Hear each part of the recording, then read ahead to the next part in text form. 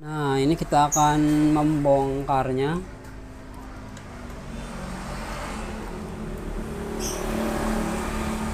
Kita harus membukanya di bagian sini. Kita akan bongkar terlebih dahulu. Ini pada bagian bracket hard disk. Kita bongkar dulu.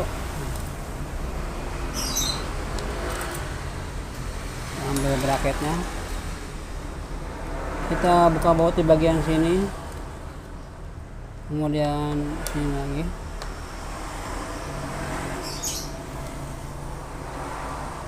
Kita akan bongkar baterainya.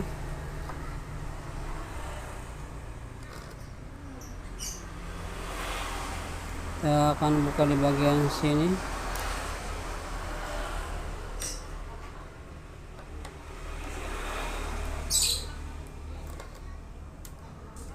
Kita harus hati-hati di bagian baterai.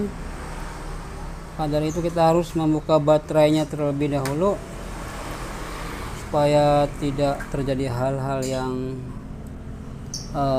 bisa mengakibatkan short pada mainboard. Kita buka dulu LCD atau bagian fleksibel LCD. Ini di bagian sini ada baut. Jadi kalau tipe Asus seperti ini, kita jika ingin mengupgrade RAM itu harus harus membongkar semua untuk tipe ini. Buka dulu fleksibel di sini. Bagian sini kita buka. Ini bagian kipas juga ada baut. Kita bongkar terlebih dahulu. Oke, kita buka. Nah, untuk mesin X45O ini masih mendukung atau bisa di-upgrade RAM-nya.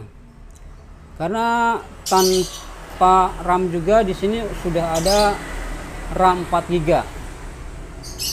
Kita bisa menambahkan RAM 4 GB, 8 GB atau 16 GB di sini.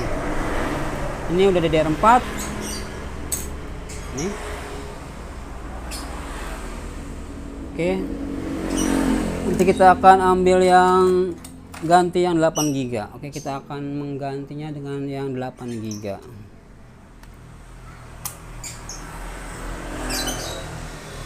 Oke, begitu saja. Jadi kalian harus hati-hati dalam memegang mesinnya.